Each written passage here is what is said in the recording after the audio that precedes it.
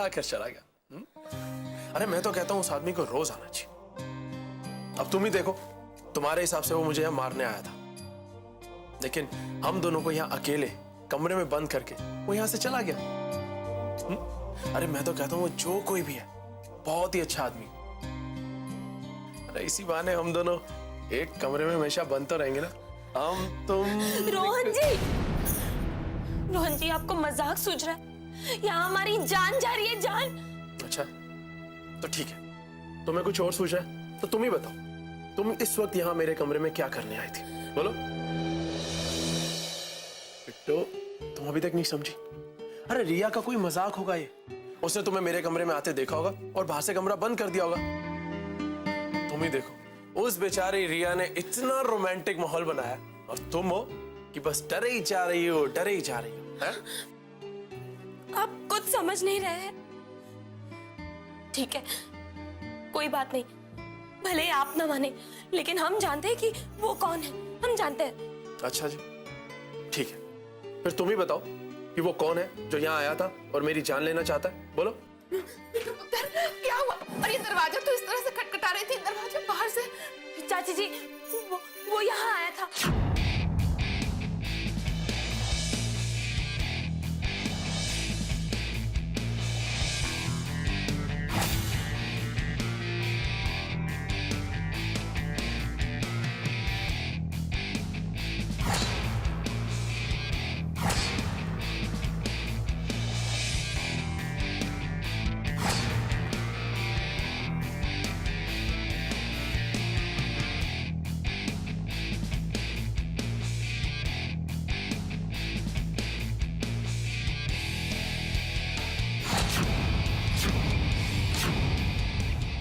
फिर उसने दरवाजा बंद करके देखा, वो अभी यहाँ से यहीं से बाहर गया। ओह गॉड, ये क्या इतनी रात को शोर मचा रखा है? इस देहाती को तो अक्ल है नहीं। जरा उससे जाकर कहिए कि चौकीदारी करने का इतना ही शौक है तो बंगले के बाहर जाए। वैसे भी इसकी सही जगह वही है। कमाल करती हो खमनी, बहू की बुराई करने के लिए ना तुम वक्त देखती हो ना हालात। मुझे लगता है कि ये आवाज रोड के कमरे में से आई।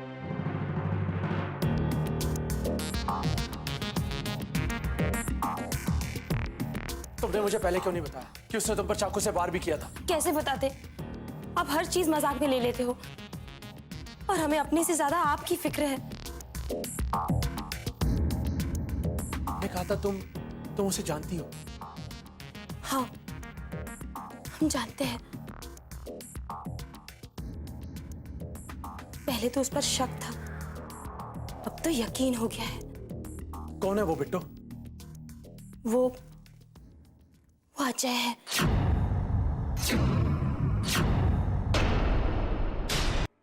हो सकता, और एक काले जादू की किताब भी मिली थी।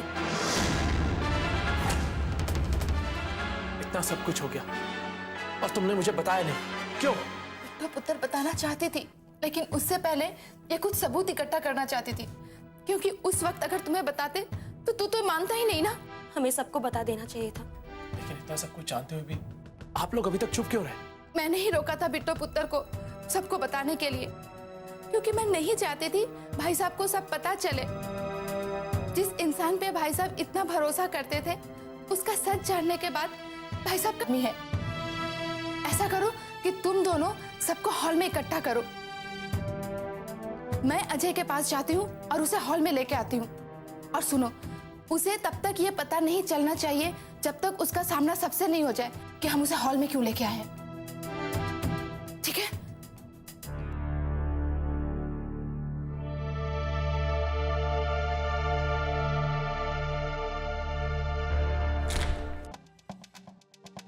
रोहन, क्या बात है? सब ठीक तो है बेटा? हमारे कमरे से आवाज कैसे आ रही थी? मेरे कमरे में कोई आया था पापा। पहले मुझे और बिट्टो को ऐसा लगा कि वो मेरी जान लेने आया, लेकिन बाद में समझ में आया कि उसका मेरे कमरे में आने का मकसद कुछ और था। क्या कह रहे हो बेटा? हमारे कमरे में आया था और उसका मकसद कुछ और था। मेरी समझ में नहीं आ रहा बेटा। पापा जी, कोई है जो रोहन जी पर काला जादू कर रहा था, लेकिन कल जब उसे पता चला कि गुरुजी के पास ले जाकर हमने रोहन जी को ये ताबीज बंधवा दिया था, तो शायद वो इसे लेने आया था।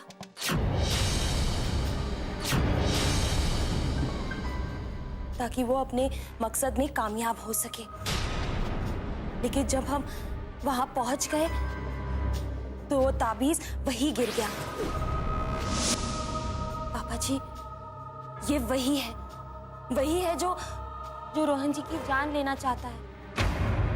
लेकिन ऐसा कैसे हो सकता है? बिल्कुल हो सकता है, और हम चाहे जितनी भी कोशिश करें, लेकिन रोहन के ऊपर यह खतरा तो हमेशा रहेगा। क्या कह रही हो ये तुम कमली? बिल्कुल सच कह रही हूं मैं, लेकिन आप लोगों को मेरी बात समझ में नहीं आएगी, क्योंकि आप सबके लिए तो मैं ही बुरी हूं। लेकिन एक बात सच है, मौत का सामान आप लोगों ने खुद अपने गले में बांधा है। चुप रहो कामली। ऐसा कैसे हो सकता है? यहाँ पे और कौन हो सकता है? मल्लिका तो जेल में है। पापा जी, आपको याद है मल्लिका ने जाते जाते क्या कहा था कि कोई और है इस घर में जो रोहन जी की जान लेना चाहता है। इस घर में? लेकिन और कौन हो सकता है इस घर में? और मल्लिका की बात का क्यों भरोसा करेंगे हम?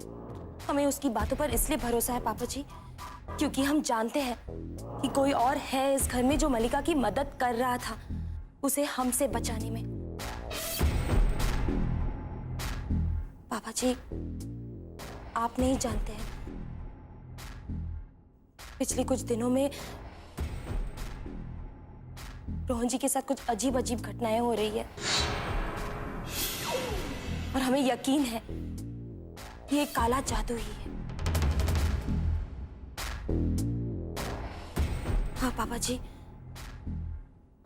हम ये बात आपको बताना चाहते थे, मगर रोहन जी ने हमें रोक दिया था।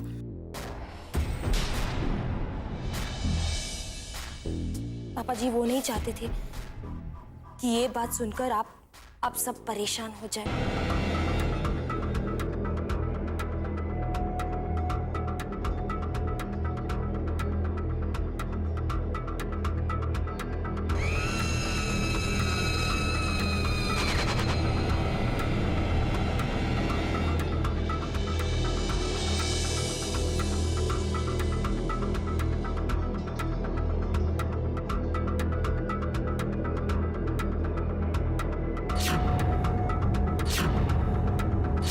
अच्छे बुरे की पहचान नहीं कर पाया। ये काबिलियत तो आपने तभी खो दी थी जब आप इस गवार को इस घर में ले आए थे। माँ, इस बारे में हम बाद में भी बात कर सकते हैं, लेकिन इस वक्त हम सबके लिए जरूरी है कि हम पहले अजय से मिलें। रोहन, चलो अजय के कमरे में चलते हैं, चलो। मेरी बात तो सुन लीजिए, पहले एक बार पता तो लगा लीजिए, ताकि फिर से कोई बेचारा इसकी लालच की बलि ना चढ़े।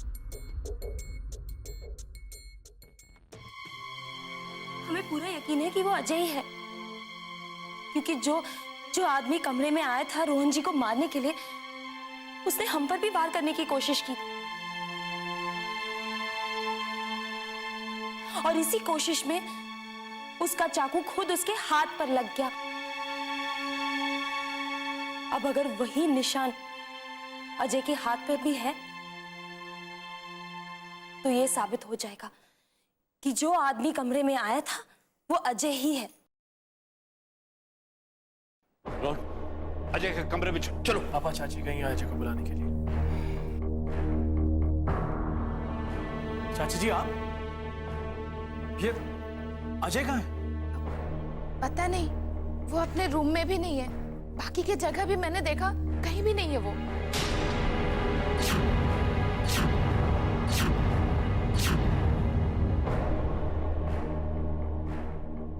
माफ कीजिएगा सर, लेकिन अब मुझे इस घर से जाना पड़ेगा।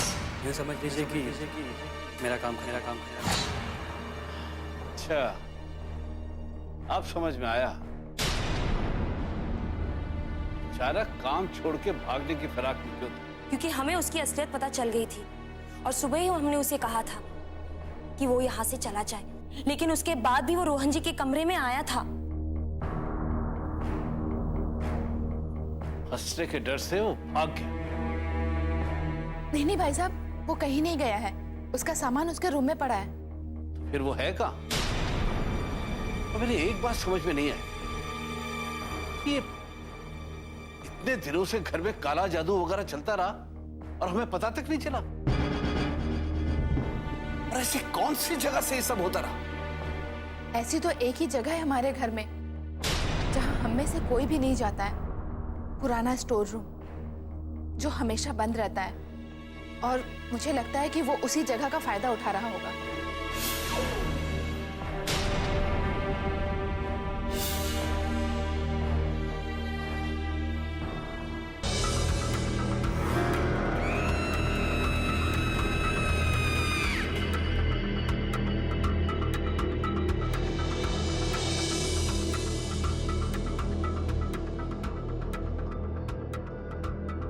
तो ये जगह है जहां से तुम रोहन पे काला जादू करते हो।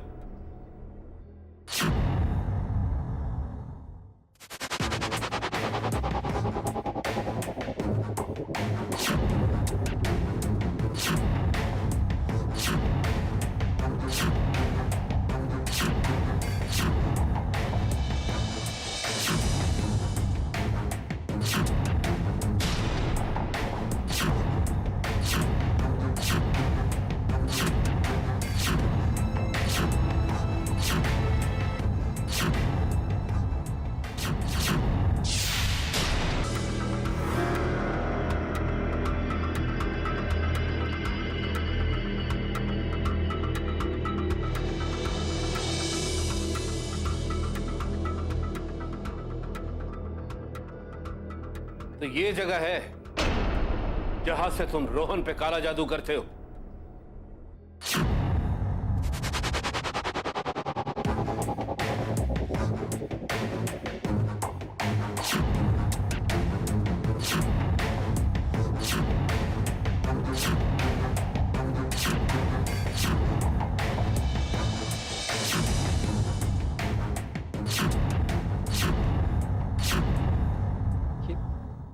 ये आप क्या कह रहे हैं सर? मैं कुछ समझा नहीं। और इतनी रात को आप लोग यहाँ? अभी सब समझ जाओगे। और अब सवाल मैं करूंगा, तुम सिर्फ जवाब दोगे। पहले ये बताओ कि तुम यहाँ पुराने स्टोर रूम में क्या कर रहे हो? क्या है ये सब? मेरे ही घर में तुम मेरे बेटे पे काला जादू करके उसकी जिंदगी के साथ खेलते रहे। क्या समझते थे तुम? क्या समझते थे? हमें पता नहीं चलेगा और तुम मुझसे मेरे बेटे को छीन लोगे, ऐसा सोचने की हिम्मत कैसे की तुमने?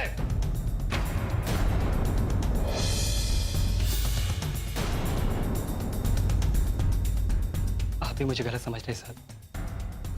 मैंने सच में ऐसा कुछ नहीं किया। पता नहीं क्यों बिट्टू जी मुझ पर हमेशा शक करती रहती है।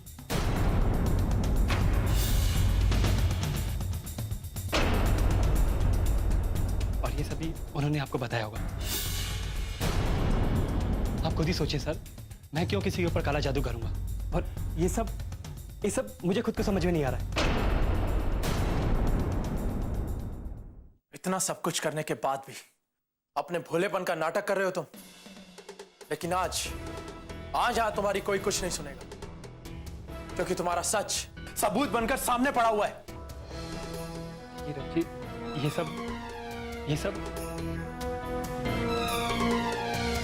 जिस जगह पर घर का कोई भी सदस्य नहीं जाता है, वहां इतनी रात को तुम क्या कर रहे हो? मैं तो अपने कमरे में ही था और फिर चाची मेरे कमरे में आई और मुझसे कहा कि पुराने स्टोर रूम में मेरी मदद चाहिए।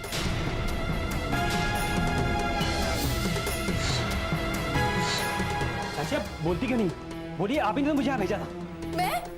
मैंने तुझे कब भेजा? उल्टा तेरे रूम में जब गई तब तो तू वहां नहीं था। ये आप क्या कह रही है? इतना बड़ा झूठ! तब मेरी गलती है सब की। मुझे पहले ही समझ जाना चाहिए था कि किसी कारण से मुझे यहाँ भेजना चाहती। जब मिस्टर कपूर ने मुझे यहाँ रोका तो आपने सब नाटक किया, मुझे इस तरह फंसाने के लिए स्टोर रूम में भेज दिया। आखिर आप चाहती क्या है? मैंने क्या किया आपका? बोलिए, क्यों झूठ बोलिए आप?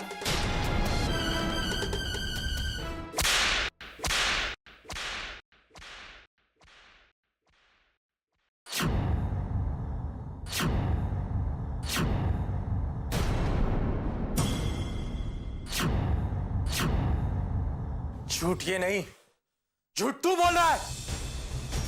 अब कोई नहीं मिला तो चाची पर इल्जाम लगा रहा है। क्या कहना चाहता तू? हाँ, ये चाची मेरी जान लेना चाहती है।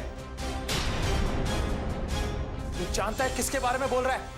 ये वो है जिन्होंने हमें अपने बच्चे की तरह पाला है।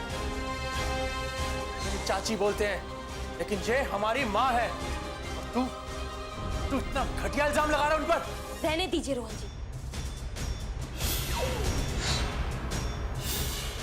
इनको कुछ कहकर कोई फायदा नहीं होगा, क्योंकि जो इंसान किसी की जिंदगी लेने की सोच सकता है, वो किसी के जज्बातों की क्या कदर करेगा। ये कुछ भी कहे, लेकिन हम जानते हैं कि चाची जी ऐसा कुछ भी नहीं कर सकती। इन्होंने इस घर के लिए कितने दुखों के आंसू पिए हैं, ये हम जानते हैं, हमने देखा है। तुम्हें कुछ बोलने की जरूरत नहीं है। तुम इस लायक भी नहीं हो कि तुम इनका नाम अपने जुबान पर लाओ। अरे आज तुमने इतनी बड़ी बात कह दी, तुमने एक बार भी नहीं सोचा। मैं तुझे जिंदा नहीं छोड़ूंगा। तुझ जैसे इंसान को जीने का कोई हक नहीं है, समझा तू? देखिए रोहन जी, हाथ मेरा भी उठ सकता है। आप इस तरह मुझ पर इल्जाम नहीं लगा सकते। अच्छा, तो तू मुझ पर हाथ उठाएगा? हाँ? एक तो चोरी, ऊपर से सीना चोरी। ठीक है, उठा मुझ पर हाथ। रोहन जी, आप ठीक नहीं कर रही हैं। बिल्कुल सही कह, मैं बिल्कुल ठीक नहीं कर रहा। अरे तेरे जैसे इंसान को तो धक्के मारकर घसीट कर घर से बाहर निकालना चाहिए। हम में से यहाँ कोई भी ठीक नहीं कर रहा है, क्योंकि तुझसे अब तक इतना इज्जत से पेश आ रहे हैं। चल, मैं तुझे बताता हूँ कि तेरे जैसे इंसान के साथ कैसे पेश आना चाहिए। चल।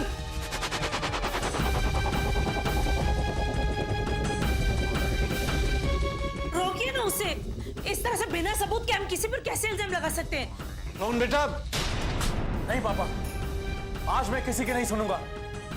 इसने चाची पर इल्जाम लगाया है और मुझ पर हाथ उठाने की धमकी भी दी है। इसको तो मैं बताता हूं। चल। और बेटा,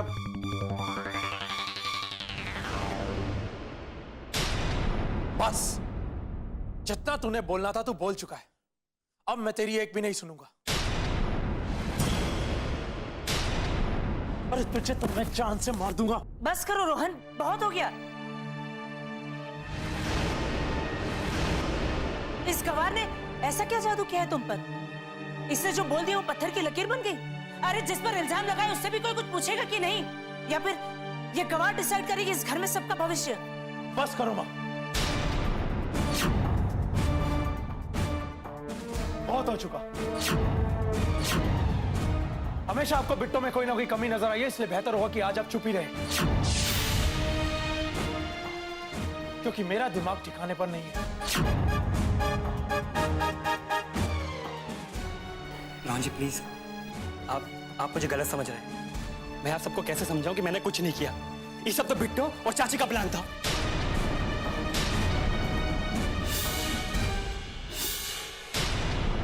जिस दिन मैं इस घर में आया, ये जब से मेरे पीछे पड़े हुए। आपके कहने पे मैं घर से जा तो रहूं, फिर आपको क्या परेशानी बिट्टो जी? बोलिए, सारा काम आपने किया, इल्जाम मुझ पे लगा दिया।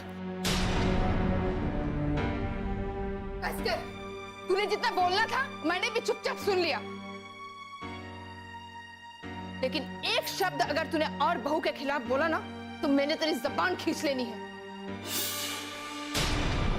तो फिर आप मुझ पर इल्जाम क्यों लगा रही है? आखिर मुझे क्या फायदा होगा रोहन जी की जान लेके? मैं क्यों रोहन जी को मारूंगा? क्योंकि मैंने तेरी चोरी पकड़ ली है। पहले तो मुझे भी यकीन नहीं हो रहा था पापा कि ये ऐसा क्यों करना चाहेगा, लेकिन बाद में मुझे सीए का फोन आया। उसने मुझे बताया कि इसने कंपनी के पैसों में से 25 लाख रुपए का गबन किया है।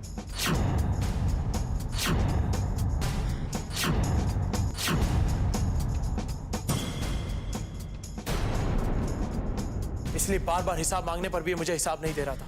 और आज जब इसे पता कि ये पकड़ा जाएगा तो चुपचाप यहां से निकल जाना चाहता है।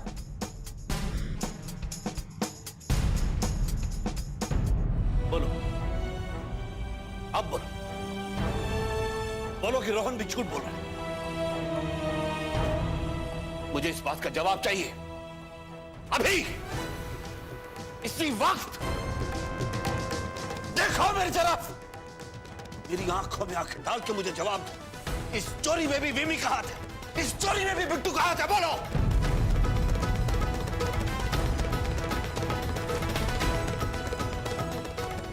सर, रोहन जी बिल्कुल ठीक है।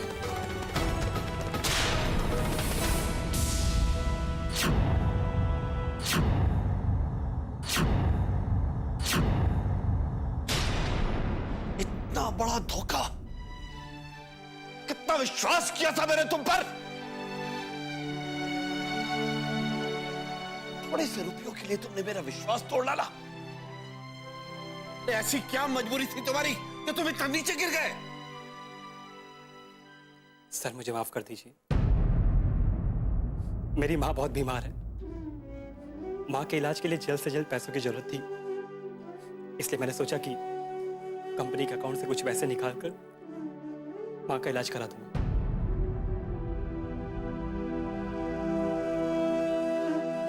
और फिर धीरे धीरे अपने पैसों में से कंपनी का सारे हिसाब चुका दूंगा।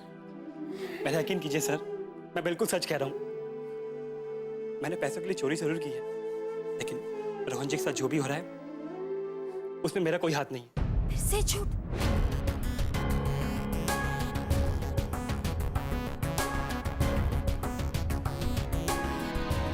फिर से एक और झूठ। हाँ, अरे कम से कम अपनी माँ का नाम तो खराब मत करो। कहीं ऐसा ना हो जैसे आज तुम्हारी नजरें हम सबके सामने झुकी है, कल तुम उनसे नजरें मिला भी ना पाओ। हमारे पास सारे सबूत तुम्हारे खिलाफ है, फिर भी तुम झूठ बोलने की हिम्मत कर रहे हो।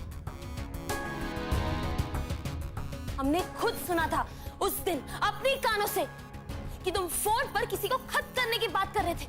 उसका क्या? बात करती जा रही। अगर तुमसे नहीं हो तो मुझे ही खत्म करना पड़ेगा।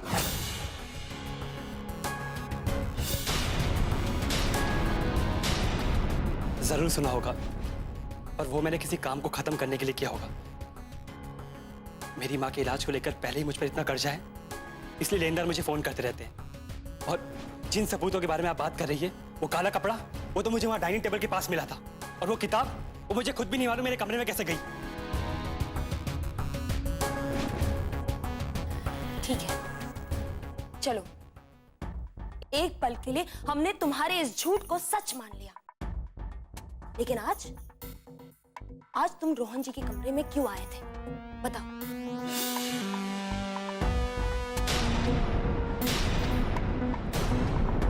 मैं कमरे में नहीं गया था, मैं तो वहां अपने कमरे में था। नहीं, झूठ बोल रहे हो। तुमने चाकू से हम पर वार करने की कोशिश की थी। मैं आपको क्यों मारूंगा? क्योंकि हमारे होते हुए तुम रोहन जी को कोई नुकसान नहीं पहुंचा सकते, इसीलिए इसी हाथापाई में खुद वो चाकू तुम्हारे हाथ पर लग गया। जब मैंने आपसे कोई हाथापाई नहीं की तो मेरे घाव कैसे लगेगा? तो ठीक है, हाथ दिखाओ। दिखाओ हाथ। मैं अगर तुमने कुछ किया ही नहीं है तो डर क्यों रहे हो? किस बात का डर है? हाँ, दिखाओ हाथ। हाथ दिखाओ अजय।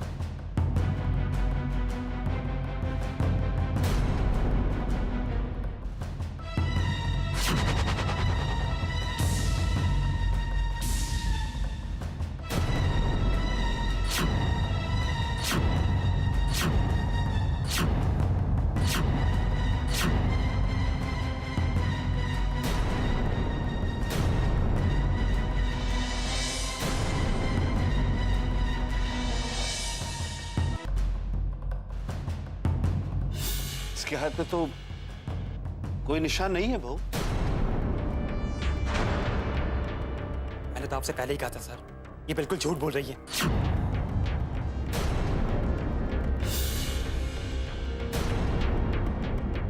अगर इसके हाथ पे निशान नहीं है तो फिर इस घर में फिर ऐसा और कौन है जो रोहन को मारना चाहता है?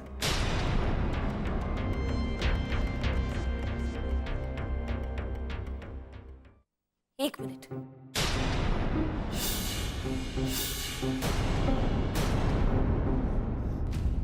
ये हाथ तो दिखा दिया तुम, अभी दूसरा हाथ दिखा दो।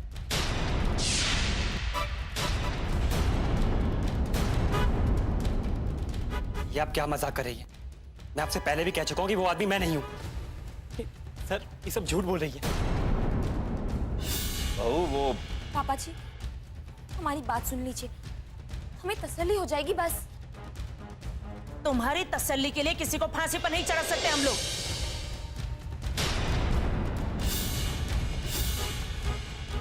मैं तो कहती हूँ चलिए यहां से, बहुत हो गया ये तमाशा, और देखने की हिम्मत नहीं है मुझ में। इसका क्या है, कोई मरे या जिए, इसका तो बस मतलब पूरा होना चाहिए। एक आखिरी बार के लिए, आखिरी बार पापा जी, बस हमारी बात सुन लीजिए। रोहन जी आप कहिए ना, बस आखिरी बार, हमने खुद देखा था। जो कुछ तुमने किया अजय, उसकी सजा तो तुम्हें मिलेगी। अरे कम से कम अपना दूसरा हाथ दिखाकर अपने पर दूसरा दाग लगने से तो बचा लो। रोहन तुम ये सब क्यों कर रहे हो? रोहन ठीक कह रहा है। जब तुमने कुछ किया ही नहीं तो घबरा क्यों रहे? दिखाओ अपना दूसरा हाथ।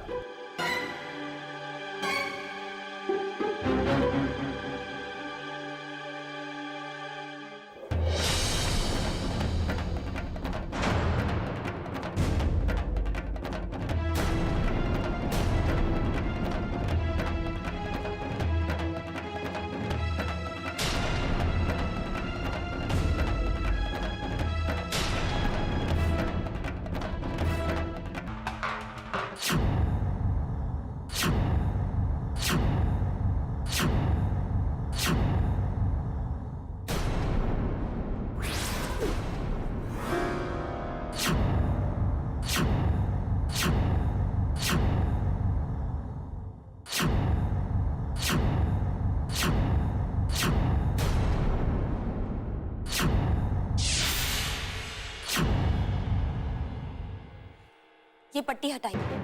पापा जी की जान बचाई थी तुमने, इसीलिए तुझे पुलिस के हवाले नहीं कर रहे हैं। याद रखना, आज के बाद दोबारा कभी मेरे सामने मत आना, क्योंकि अगर तू मेरे सामने आया तो अपनी जान गंवा बैठेगा। समझा तू? निकल। चलो बिट्टो।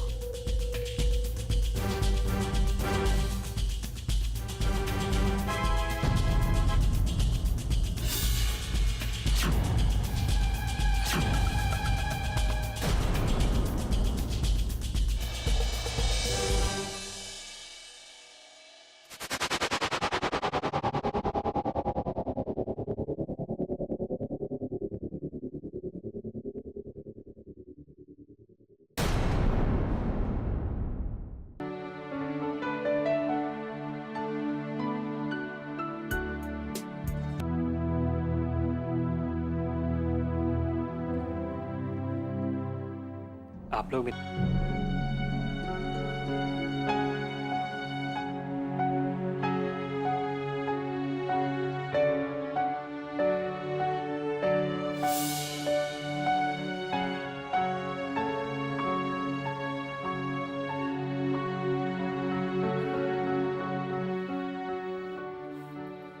काली रात ढल गई है पुत्र।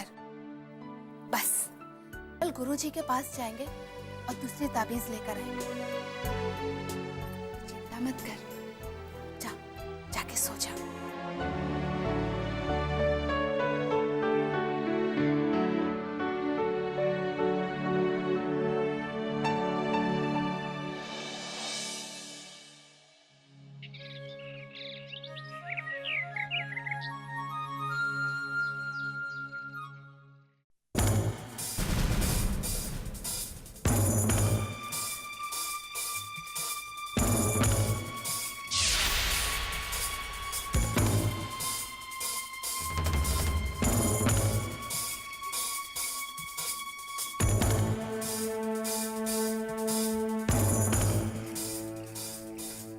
तक गिर सकता है इंसान? आखिर भरोसा करे भी तो किस पर चलो, अजय के साथ साथ ये काले जादू का खतरा भी चला गया है।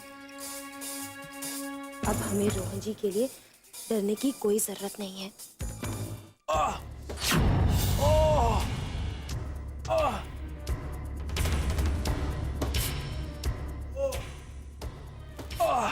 क्या हुआ रोहन जी?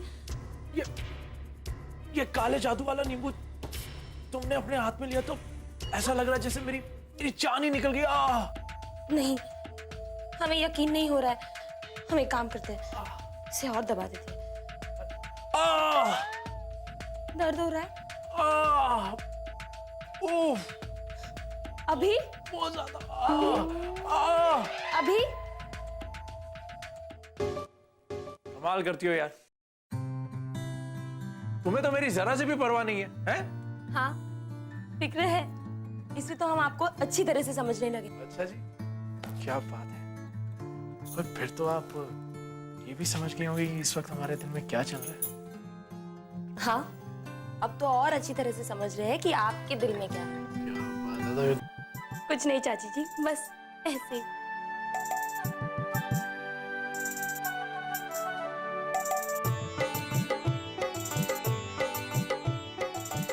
ये लीजिए आपके कपड़े।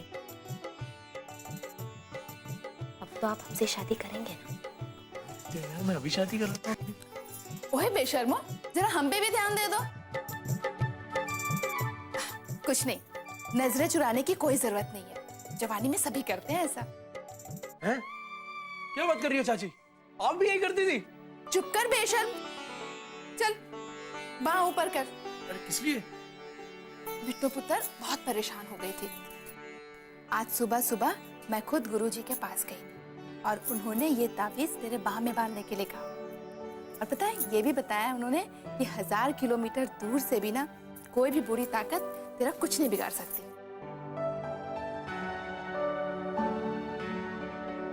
चल, बहुत काम है।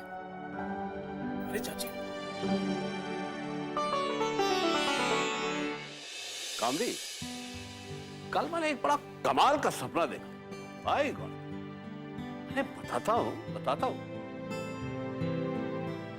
मैंने देखा कि एक बड़ा शानदार खूबसूरत राजमहल, और उसमें राज दरबार लगा हुआ है और हमारा पूरा परिवार उस राज दरबार में बैठा हुआ है। लेकिन मुझे तुम कहीं भी नजर नहीं आई। मैं तुम्हें इधर उधर ढूंढता ना, but you are not there. इतने में कहीं से आवाज आती है, होशियार, खबरदार, महारानी साहिबा पधार रही है। और हम सबकी नजरें उधर मुड़ गई। हम लोग सब खड़े हो गए और उधर देखने लगे। हमने देखा कि एक खूबसूरत रौबदार महिला चली आ रही है, उनके चेहरे पर रौब, उनकी आंखों में चमक। और वो पता है कौन है? वो हमारी कामनी, वो हमारी बिट्टो है।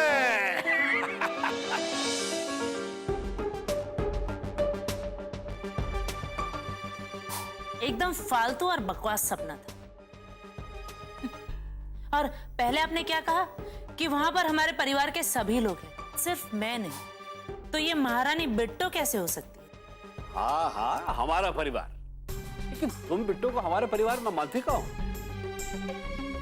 लेकिन एक मिनट, कल रात को मैंने बिट्टो से जो कहा, कहीं वो सुन के तुम बिट्टो को हमारे परिवार में तो नहीं मानने लगी? मेरे परिवार का क्या, मैं तो उसे अपनी जिंदगी के किसी हिस्से में जगह न दूं। सोच लो, सुबह का सपना हमेशा सच होता है कामनी। राज तो बिट्टो को चलेगा। राज माय फुट। और ये सब कहते हुए आपको बड़ा मजा आ रहा है? अरे नहीं कामनी, तो सपने की बात कर रहा था। चाय भाई साहब।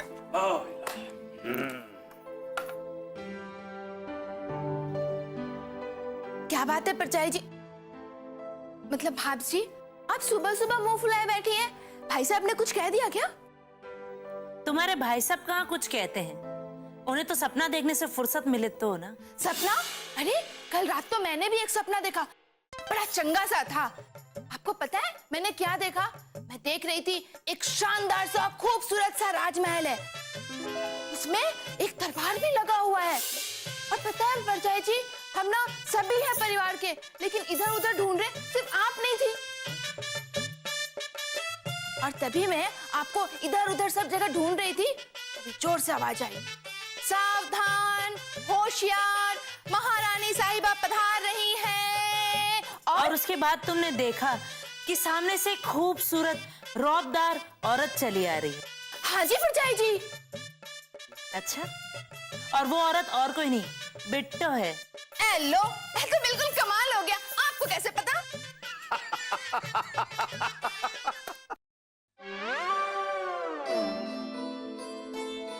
Good morning.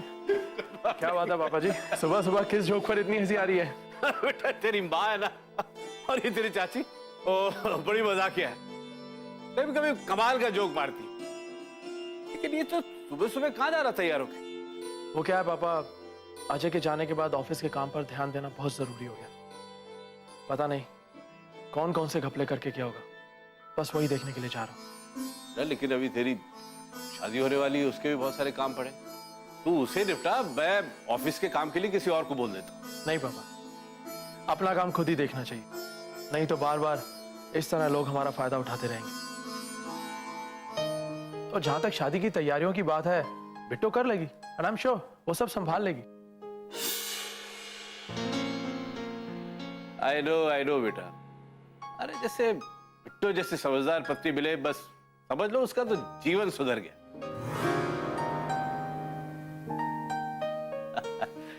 जाते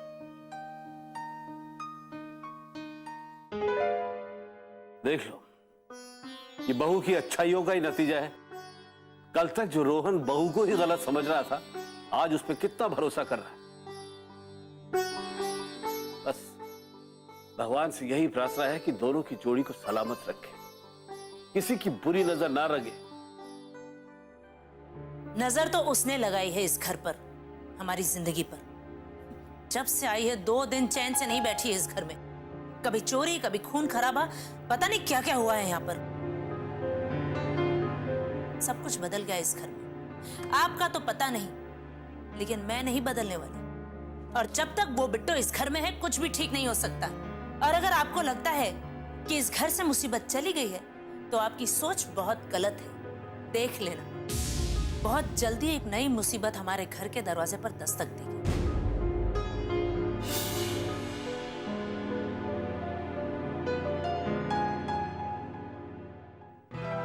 ये नहीं बदलेगी, चाहे दे।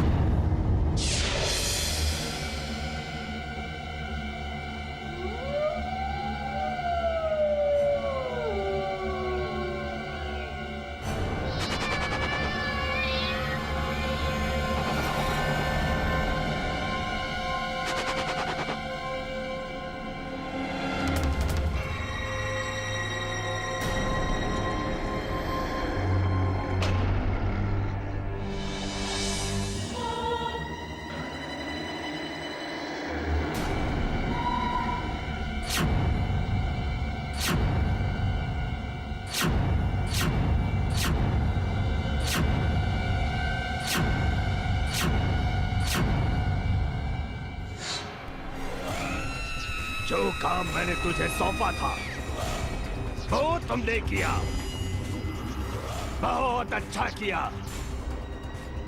पर अब तुझे ज्यादा प्रतीक्षा नहीं करनी पड़ेगी, क्योंकि आने वाली अमावस को रोहन को भगवान भी नहीं बचा पाएगा, भगवान भी नहीं बचा पाएगा। बेवकूफ है सब। उन्हें लगता है कि उन्होंने अपने दुश्मन को घर से निकाल दिया है, लेकिन उनका असली दुश्मन तो मैं हूँ। मैं रोहन को मारकर अपना बदला लूंगी। बस अमावस तक का इंतजार है।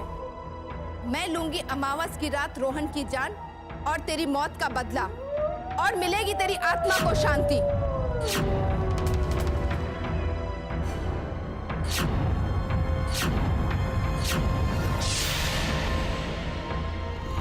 क्योंकि तेरी मौत ही मेरे अंदर की आग को ठंडा कर सकती है रोहन।